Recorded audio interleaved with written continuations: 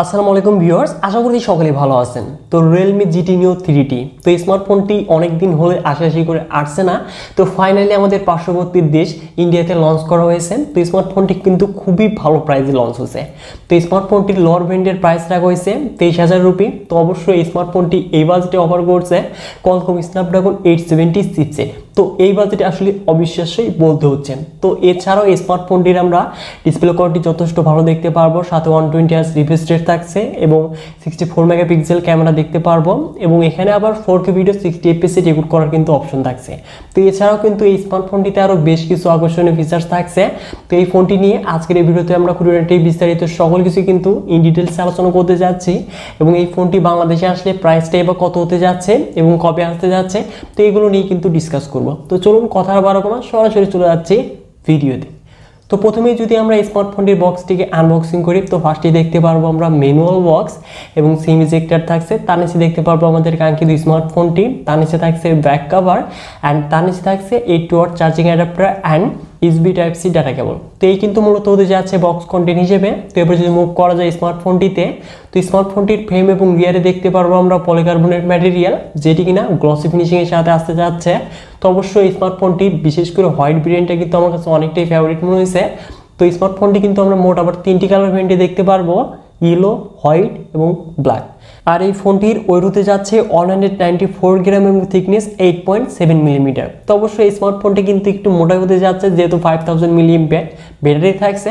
তো এবার যদি মুভ করা যায় ফোনটির পোর্টস এবং বাটনে, তো সকল পোর্টস এবং বাটনই দেখতে পারবো, শুধুমাত্র এখানে 3.5 অডিও জ্যাক মিসিং থাকছে। তো এবার যদি মুভ করা যায় স্মার্টফোনটির ডিসপ্লে সেকশনে, তো এখানে আমরা ফুল ভিউ ডিসপ্লে প্যানেল দেখতে পারবো এবং ডিসপ্লে টপ লেফট কর্নারে থাকছে পাঁচল, যেখানে ক্যামেরাটি বসানো রয়েছে এবং এই ডিসপ্লের কিন্তু চিন এবং বেজেল কিন্তু যথেষ্ট ন্যারো হতে যাচ্ছে এবং 6.62 ইঞ্চিস অ্যামোলেড ডিসপ্লে প্যানেল দেখতে পারবো, যার রেজুলেশন ফুল এইচডি প্লাস, সাথে থাকছে 120Hz রিফ্রেশ রেট এবং এখানে আমরা 1300 নিটস পিক ব্রাইটনেস দেখতে পারবো এবং এই ডিসপ্লেকে প্রোটেকশনের জন্য থাকছে কর্নিং গোরিলা গ্লাস 5। তো অবশ্যই এই ডিসপ্লের কিন্তু কালার, কন্ট্রাস্ট, ব্রাইটনেস যথেষ্ট কিন্তু ভালো হতে যাচ্ছে। তো এখানে কিন্তু স্যামসাং এর E4 অ্যামোলেড ডিসপ্লে থাকছে, তো অবশ্যই ভালো হওয়ারই কথা। তো এবার যদি মুভ করা যায় স্মার্টফোনটির পারফরমেন্সে, তো অ্যান্ড্রয়েড ভার্সন 12 এর সাথে Realme UI 3.0 রান করবে, যেখানে চিপসেট হিসেবে থাকছে Qualcomm Snapdragon 870, যেটি কিনা 7nm আর্কিটেকচারে তৈরি একটি অক্টোকোর প্রসেসর, যার সর্বোচ্চ clock speed 3.2 GHz, GPU Adreno 650। তো অবশ্যই এই চিপসেটটি কিন্তু যথেষ্ট পাওয়ারফুল। তো এই ফোনটি থেকে আমরা 7 লাখের উপরে কিন্তু আন্তর্জাতিক বেঞ্চমার্ক স্কোরটা দেখতে পাচ্ছি এবং পাবজিতে আমরা 60 fps এ হাইয়েস্ট সেটিংসেই কিন্তু এই স্মার্টফোনটিতে গেম প্লে করতে পারবো এবং যে কোনো গেম কিন্তু আমরা ইজিলি স্মার্টফোনটিতে প্লে করতে পারবো কোনো প্রকার হ্যাং বা ল্যাগ ছাড়াই। তো অবশ্যই গেম পারফরমেন্সটা যথেষ্ট ভালো হতে যাচ্ছে এবং এখানে লিকুইড কুলিং সিস্টেম থাকছে, তো ফোনটি যদি অতিরিক্ত হিট না হয় এই জন্য, এবং এখানে 360Hz টাচ স্যাম্পলিং রেট থাকার কারণে গেমিং পারফরমেন্সটা এক কথায় জোস হতে যাচ্ছে। এবং এখানে আমরা দেখতে পারবো LPDDR4X র্যাম এবং স্টোরেজ টাইপ UFS 3.1। তো অবশ্যই ডাটা রিড এবং রাইট হবে কিন্তু যথেষ্ট ফাস্টের স্পিডে। তো এবার যদি মুভ করা যায় স্মার্টফোনটির ক্যামেরাতে, তো রিয়ারে দেখতে পারবো আমরা ট্রিপল ক্যামেরা সেটআপ, যার মেইন ক্যামেরাটি 64 মেগাপিক্সেল, যার অ্যাপারচার হলো 1.8, সাথে থাকছে 8 মেগাপিক্সেল আল্ট্রা ওয়াইড এবং 2 মেগাপিক্সেল ম্যাক্রো লেন্স। তো অবশ্যই স্মার্টফোনটির মেইন ক্যামেরা দিয়ে আমরা 4K ভিডিও 60 fps রেকর্ড করতে পারবো এবং ভিডিও কোয়ালিটি কিন্তু যথেষ্ট ভালো হতে যাচ্ছে এবং এই ফোনটির ফ্রন্টে দেখতে পারবো 16 মেগাপিক্সেল সেলফি ক্যামেরা। তো অবশ্যই স্মার্টফোনটির রিয়ারের মেইন ক্যামেরা দিয়ে কিন্তু আমরা খুব সুন্দর সুন্দর পিকচারই ক্লিক করতে পারবো।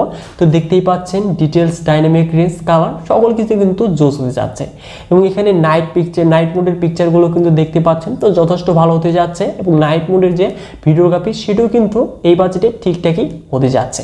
তো এবার যদি মুভ করা যায় স্মার্টফোনটির কমন ফিচার্সে, তো এখানে আমরা ডুয়াল স্টোরেজ স্পিকার দেখতে পারবো এবং সকল কানেক্টিভিটি কিন্তু দেখতে পারবো এবং সকল সেন্সরও কিন্তু থাকতে যাচ্ছে স্মার্টফোনটিতে। এবং এই ফোনটির সিকিউরিটি হিসেবে দেখতে পারবো আমরা ইন ডিসপ্লে ফিঙ্গারপ্রিন্ট স্ক্যানার, যেটি কিনা যথেষ্ট ফাস্ট স্পিডে লক এবং আনলক হতে যাচ্ছে। সাথে থাকছে 5000 মিলিঅ্যাম্পিয়ার ব্যাটারি, যেটি কিনা 8 ওয়াট ফাস্ট চার্জিং সাপোর্টেড। তো 0 to 100% আমরা 30 মিনিটে কিন্তু কমপ্লিট হতে দেখতে পারবো। তো এই স্মার্টফোনটি দিয়ে কিন্তু আমরা আবার একদিনের চাইতে বেশি ব্যাটারি ব্যাকআপ দেখতে পারবো, যেহেতু এটি কিন্তু পাওয়ার এফিশিয়েন্ট চিপসেট, এর জন্যই। তো এবার যদি মুভ করা যায় স্মার্টফোনটির প্রাইসে, তো স্মার্টফোনটির 828GB ভ্যারিয়েন্টটি ইন্ডিয়াতে 30,000 রুপিতে অ্যাভেলেবল রয়েছে। তো স্মার্টফোনটি বাংলাদেশে লঞ্চ হলে আমরা 35,000 টাকার আশেপাশে দেখতে পেতে পারি এবং এই ফোনটি কিন্তু আমরা আগামী মাসের মাঝামাঝিতে অফিসিয়ালভাবে আসার অনেকটাই কিন্তু স্ট্রং চান্স রয়েছে।